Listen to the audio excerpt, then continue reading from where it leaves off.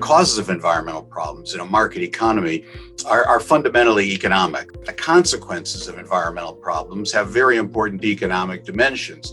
This economic thinking is particularly important for the formulation, again, of effective, sensible, and politically feasible policies when we're in the climate change domain.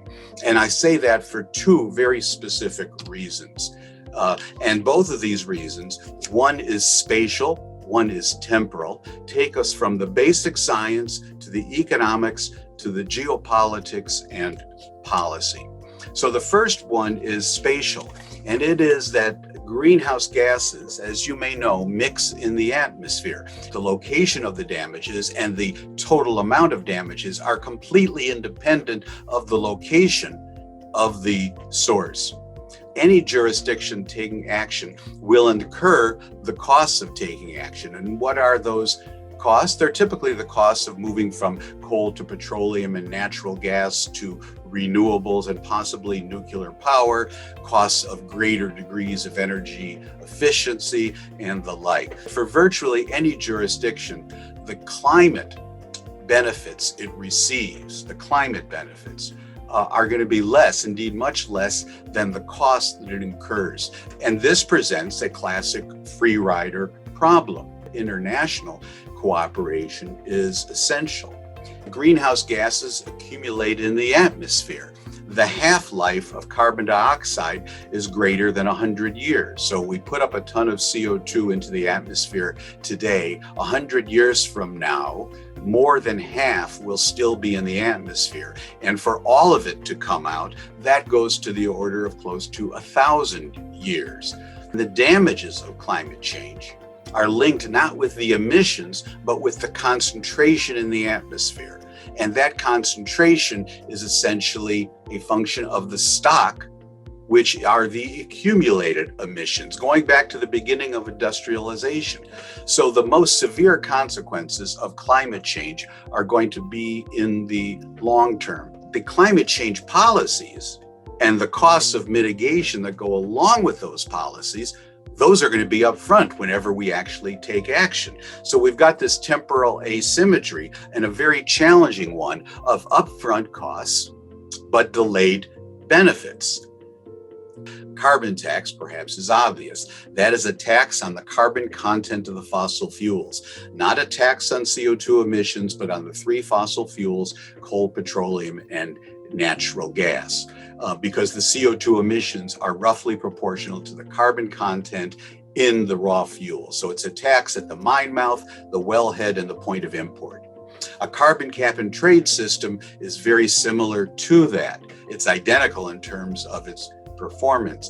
In the case of cap and trade, we limit the overall amount of emissions that are allowed, in this case, or the amount of carbon coming into the economy through the three fossil fuels. And then we allocate allowances, rights, and allow firms to trade those. There is no other feasible approach that can provide meaningful emission reductions. Various actors in the economy, whether they're the importers of the fuel, they're the companies that are burning the fuel, they're the individuals who are buying the product, because of course these costs could pass down, take actions in the direction of less carbon intensity. It's the least costly approach in the short term. It's going to require significant technological change in terms of invention and innovation of new technologies. And price signals provide incentives for the long term. Why would carbon pricing not be sufficient given these three wonderful traits? The one reason is that there are some other important market failures. There's what we call a principal agent problem with regard to energy efficiency investments in renter-occupied buildings. In a renter-occupied building, it's neither in the interest or of the renter nor of the landlord to put in place the efficient, what would be the efficient amount of thermal insulation in the walls and ceilings. And so additional regulations beyond getting the prices right for the energy are necessary. And those might be building codes or zoning, for example, at the local level. I want to remind you that this is a global commons problem because I've been focusing on domestic or national policies. And so international cooperation is necessary. The existing international agreement that is in force right now is called the Paris Agreement. There's good news about it and bad news about it. The good news is that it's a landmark climate accord in the sense that it's a dramatic departure from the previous 20 years. It provides a broad foundation, and think of that literal word of a foundation, for meaningful progress. And that's due to the expanded scope of who's involved. There are two necessary conditions for ultimate success. One is adequate scope of participation. Well, under the Kyoto Protocol in its second commitment period, countries responsible for 14% of global emissions were participating. That's the European Union plus New Zealand. Okay? The United States never ratified the agreement. Japan dropped out. Australia dropped out. Russia dropped out. Canada dropped out. And what was left among the industrialized countries was the European Union and New Zealand. That's the 14%.